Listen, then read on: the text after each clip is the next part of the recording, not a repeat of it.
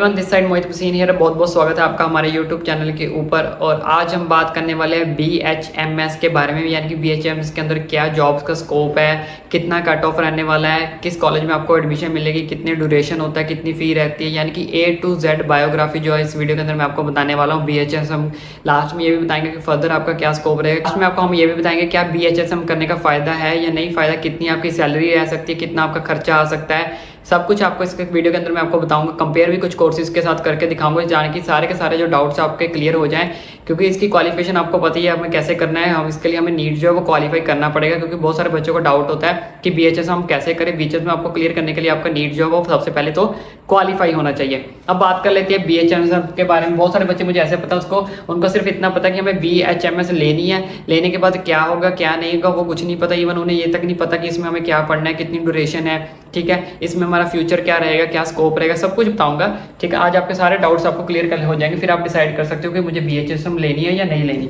ठीक है, तो सबसे पहले बात कर लेते हैं इसकी फुल फॉर्म की। इसकी फुल फॉर्म क्या है? Bachelor of homeopathic medicine and surgery. बहुत सारे बच्चों को तो चलो इसकी फुल फॉर्म पता ही होगा, लेकिन फिर भी मैंने आपको क्लियर कर दी, bachelor of homeopathic and medicine and surgery. अब इसके बाद नेक्स्ट बात करते हैं अपॉर्चुनिटी की। इसके अंदर क्या क्या अपॉर्चुनिटीज है। देखो बच्चों, सीधी सी मैं आपको बात बताऊँ, बहुत सारे बच्चों के मन में एक डाउट होता है। सबसे पहले तो उनका यही एम होता है कि हमें MBBS लेनी है। अगर MBBS नहीं मिले तो उनके पास सेकंड ऑप्शन होता है BMS का। अगर BMS भी ना मिले तो तीसरा ऑप्शन हमारे पास क्या है?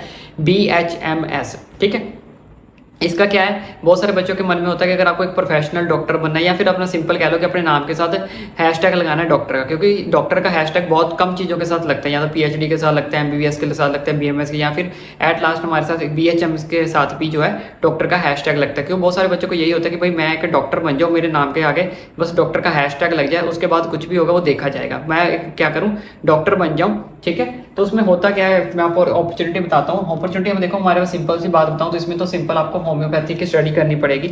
होम्योपैथी की स्टडी और आयुर्वेदिक स्टडी में बहुत ज़्यादा डिफरेंस है। तो बहुत सारे बच्चे सोचते हैं कि BHMS और आयुर्वेद दोनों सेम सेम ही तो हैं। सेम नहीं है, दोनों में बहुत ज़्यादा आपको डिफरेंस और अंतर देखने को मिलेगा। आज के टाइम पे क्या अंतर देखने को मिलेगा वो भी मैं आपके साथ क्लियर करता हूँ। ठीक है, लेकिन अब सबसे पहले हम बात कर लेते हैं अपॉर्चुनिटी की। अपॉर्चुनिटी क्या है इसमें? देखो अपॉर्चुनिटी क्या है, आप अपना डॉक्टर का अपना हैशटैग लगवा सकते हो, एक तो आपको ये बेनिफिट हो जाएगा।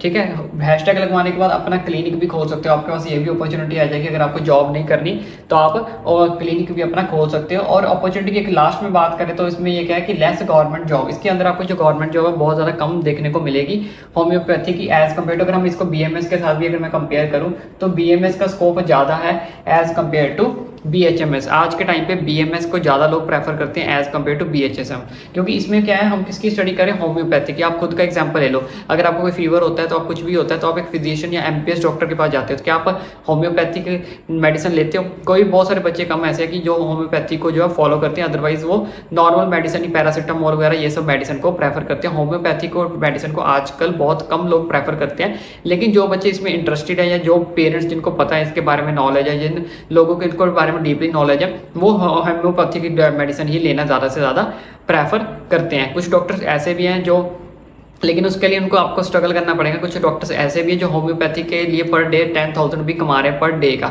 ठीक है, बहुत सारे होम्योपैथी डॉक्टर ऐसे भी हैं, लेकिन उसके लिए आपको क्या करना पड़ेगा, स्ट्रगल करना पड़ेगा, मेहनत करनी पड़ेगी, बहुत ज़्यादा चीज़ों को समझना पड़ेगा। ठीक है, ऐसा नहीं कि होम्योपैथी के अंदर स्कोप नहीं है, लेकिन एज कम्पेयर अगर मैं BMS के साथ इसको कंपेयर करूँ आज के टाइम पर, तो होम्योपैथी का लेवल थोड़ा सा जो है लो है एज कम्पेयर टू BMS। इसके अंदर आपको थोड़ा बहुत स्ट्रगल करना पड़ सकता है, जॉब के रिलेटेड, अपने करियर के रिलेटेड। अगर आपका बिजनेस एक बार सेट हो गया इसके अंदर तो बहुत ज़्यादा आप अच्छा स्कोप भी कमा सकते हो, मतलब अच्छा ज़्यादा पैसा भी आप कमा सकते हो। अब लेवल के जैसे मैंने आपको ऑलरेडी बता दिया, इसके लेवल की, इसका जो लेवल है, ठीक है, वो लिटिल बिट क्या है, लो है as compare to BMS। Level जो आपका लिटिल बिट लो रहेगा एज कम्पेयर टू BMS का लेवल थोड़ा बहुत एडवांस लेवल आप कह लो, हार्ड लेवल कह लो, लेकिन इसका जो लेवल है वो हार्ड ये नॉर्मल लेवल है। और आजकल मैंने आपको बोल ही दिया कि होम्योपैथी को लोग ज़्यादा प्रेफर नहीं करते, लेकिन जिन बच्चों को नॉलेज है, जिन लोगों को नॉलेज है, वो होम्योपैथी की तरफ ही ज़्यादा झुके हुए हैं। ठीक है, ज़्यादा उसको ही फॉलो करते हैं। अब इसके ड्यूरेशन की बात करते हैं तो ड्यूरेशन के अंदर इसका 5.5 ईयर का ये कोर्स होता है। अब इसकी फ़ी की बात करते हैं, इसकी फ़ी कम ही होती है, क्योंकि मैक्सिमम फ़ी जो होती है वो MBBS की होती है, उससे कम फीस होती है BMS की, उससे कम होती है BHMS की। क्योंकि हमारे पास 3 अपॉर्चुनिटीज़ होती है। अगर सबसे पहले प्रेफरेंस MBBS के अंदर सीट मिलेगी तो MBBS की ले लो, MBBS की नहीं मिली तो BMS की ले लो, BMS की नहीं मिली तो BHMS की ले लो। क्या फिर अब BHMS करना फ़ायदा है या नहीं फ़ायदा, कितनी कट ऑफ रहेगी वो भी बताता हूँ, सब कुछ बताता हूँ, टेंशन ना लो। सारी की सारी चीज़ें इस वीडियो के अंदर आपको क्लियर करके ही भेजूंगा, ठीक है। तो अब बात कर लेते हैं इसकी कट ऑफ की, ठीक है। कट ऑफ इसकी बहुत ज़्यादा लो रहती है। ऑलमोस्ट में जनरल अगर आप ईडब्ल्यू कैटेगरी से हो तो 300 प्लस अगर आपके स्कोर है नीट के अंदर तो आपको आराम से अंदर इसके अंदर एडमिशन मिल जाएगी। ओबीसी और एसटी एससी से हो तो 250 प्लस अगर आपका स्कोर है तो आपको एडमिशन मिल जाएगी। पर ये कंफर्म नहीं होता कि राउंड 1 में मिलेगी, राउंड 2 में भी, मौका पर किसी भी राउंड में मिल सकती है। यानी कि 90% चांसेस है कि आपको इतने स्कोर के ऊपर इसके अंदर एडमिशन मिल जाएगी। क्योंकि मैंने आपको बताया कि होम्योपैथी के अंदर ज़्यादा लोग प्रेफर जो वो बीएमएस और एमबीबीएस को करते हैं, तो उनकी कट ऑफ ज़्यादा हाई जाती है। बीएचएमएस की कट ऑफ जो इतनी हाई नहीं जाती है, ठीक है। अब इसका बात कर लेते हैं फर्दर के अंदर क्या स्कोप है। फर्दर स्कोप देखो बच्चों, फर्दर आप इस हमारे पास क्या है, बहुत सारे ऑप्शन होते हैं। यहाँ पे मैंने कुछ ऑप्शंस आपको लिख के भी रखे, जैसे आप एमएससी कर सकते हो। अगर आपको असिस्टेंट प्रोफेसर वगैरह बनना है, कॉलेज में जाना, अगर टीचिंग वगैरह में इंटरेस्ट है तो आप इसके एमएससी कर लो। एमडी कर सकते हो, पीएचडी कर सकते हो, पीजी डिप्लोमा कर सकते हो। लेकिन अगर आप ये वाला ऑप्शन चूज कर लेते हो, इसके बाद बीएचएसएम करने के बाद एमडी का ऑप्शन चूज कर लेते हो, एमडी क्या करती है, एमडी आपको बहुत ज़्यादा एडवांस लेवल पे पहुंचा देती है, ठीक है। एक एग्जांपल देता हूँ कैसे, जैसे बीएमएस है, बीएमएस के अंदर आपको मॉडर्न लेवल की स्टडी करने को मिलेगी। मॉडर्न एडवांस, काफ़ी एडवांस थोड़ा सा लेवल है एज कम्पेयर टू होम्योपैथिक। थोड़ी सी आपको बुक ज़्यादा एडवांस मिलेगी, ठीक है। उसमें आपको काफ़ी एडवांस लेवल की चीज़ें पढ़ने को मिलेगी। लेकिन होम्योपैथी के अंदर जो एडवांस लेवलिटी इतनी नहीं है, थोड़ा सा लेवल जो उनका लो रहेगा एज कम्पेयर टू बीएमएस भी और एमबीबीएस। एमबीबीएस का तो चलो आपको पता ही स्टैंडर्ड हाई है, तो बीएमएस से भी इनका जो स्टैंडर्ड है वो थोड़ा सा लो है। इसके अंदर आपको पढ़ने को तो मिलेंगी मॉडर्न बुक्स, लेकिन उतनी मॉडर्न नहीं मिलेंगी जितनी मॉडर्न आपको बीएमएस के जो एक्सप्लेनेशन होते हैं, जो डाउट्स है वो ज़्यादा क्लियर हो पाते हैं as compare to BHM. BHM के अंदर आपको काफ़ी ज़्यादा डाउट्स रहते हैं, क्लियरेंस नहीं मिलती हम इतनी। तो इसके लिए अगर आपको क्लियरेंस चाहिए तो जैसे कि मैंने आपको ऑलरेडी बताया, इसके लिए आपको खुद स्ट्रगल करना पड़ेगा, खुद चीज़ों को समझना पड़ेगा, ताकि आप अच्छे से जॉब कर सको, स्कोप कर सको, अच्छी सैलरी कमा सको। कमाने को बहुत सारे, जैसे मैंने आपको बताया कि 10,000 पर डे डॉक्टर्स कमा भी रहे हैं, पर उन्होंने चीज़ों को एक्सप्लोर किया है। तो उसी तरह आपको एक्सप्लोर करना पड़ेगा। उसके एक्सप्लोर करने के लिए आपको या तो फिर आप ये 4 ऑप्शन भी अपना सकते हो, पीजी कर सकते हो, पीएचडी कर सकते हो।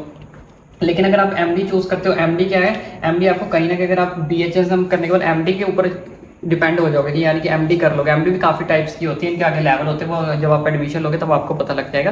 तो एमडी करने के बाद आप कहीं ना कहीं बीएमएस या बीएमएस से थोड़ा ऊपर भी पहुंच सकते हो। लेकिन एमडी करने के बाद, ये चीज़ मैं आपको क्लियर कर देता हूँ, अगर आप एमडी करते हो तो एमडी करने के बाद आप बीएमएस के लेवल तक या बीएमएस से ऊपर भी पहुंच सकते हो। मैक्सिमम चांस है कि आप बीएमएस से ऊपर ही निकल जाओगे, लेकिन एमडी करने के बाद, ठीक है। कट ऑफ मैंने आपको बता दी, फी मैंने बता दी, और फी जो है मैं आपको एक चीज़ और क्लियर कर देता हूँ, ये फी जो है वो ज़्यादा भी हो सकती है, क्योंकि कुछ कॉलेजेस का और कुछ स्टेट्स का अपना अपना क्राइटेरिया होता है। ये मैंने आपको रफली आइडिया दिया है। फीस आपकी 2 लाख प्लस भी हो सकती है, 2.5 लाख प्लस भी हो सकती है, वो स्टेट पे डिपेंड करता है और कॉलेज पे डिपेंड करता है। प्राइवेट की तो और भी ज़्यादा हो गया, प्राइवेट भी ये कर सकते हो, डीम्ड यूनिवर्सिटी के अंदर करना चाहते हो डीम्ड के अंदर कर सकते हो, प्राइवेटली भी कर सकते हो। तो फीस जो वेरी करती रहेगी, फीस इसके अकॉर्डिंग आप लेके ना चले। ये मैंने सिर्फ आपको एक रफली आइडिया दिया, फीस वेरी करती रहती है अप डाउन, स्टेट्स के ऊपर भी वेरी करती है और बाकी साल भर डिपेंड करती रहती है कुछ कॉलेज के ऊपर कि कुछ कभी फीस बढ़ जाती है, कभी डिक्रीज हो जाती है। डिक्रीज तो कम ही होती है, ऑलमोस्ट फीस बढ़ती ही है, ठीक है। तो ये था सारा कुछ। अगर जो बच्चे बीएचएसएम करना चाहते हैं तो आई होप आपका सारा जो प्रोसीजर है आपको समझ आ गया होगा, सारा प्रोसेस आपको समझ आ गया। अब आप सोचो अपने ठंडे दिमाग से कि मुझे बीएचएसएम करनी है या नहीं करनी, या फिर अगर आपको इतने कम स्कोर, देखो बच्चे बीएचएसएम का तभी ऊपर गिरते हैं जब हमारा नीट का स्कोर लो होता है, ठीक है। अगर आपका स्कोर लो, अगर आपके पास कोई अदर ऑप्शंस नहीं है तो मैं आपको ये सजेस्ट करूंगा कि आप कर लो। करने के बाद अगर आपको अच्छी जॉब मिलती है तो आप अच्छी जॉब करो। अगर आपको अच्छी जॉब नहीं मिल रही है, कुछ लग रहा है आपको गड़बड़ चल रही है कहीं ना कहीं, अगर आपके पास अभी ऑप्शन नहीं है तो बोलता हूँ तो आप एमडी की तरफ जा सकते हो। लेकिन अगर अभी आपके पास ऑप्शंस हैं तो आप अदर कोर्सेज की तरफ एक बार नज़र लगा के देख सकते हो। अगर वो भी आपको पसंद नहीं है तो मैं आपको ये सजेस्ट करूंगा कि अगर आप 300 350 तक पहुंच सकते हो, ठीक है, तो 1 साल और मेहनत करो, तो आप नेक्स्ट टाइम नीट का एग्जाम देके अच्छा स्कोर करके आप सीधे एमबीबीएस या बीएमएस के अंदर प्रेफरेंस डालो अपनी, ठीक है। आई होप आपको सारा का सारा प्रोसेस अब समझ आ गया होगा। फिर भी अगर आपको कोई डाउट रहता तो आप मुझे नीचे कमेंट करके पूछ सकते हो। और एक मेरी भी छोटी सी रिक्वेस्ट है कि अगर प्रोसेस समझ आ गया तो चैनल को सब्सक्राइब करना ना भूलें।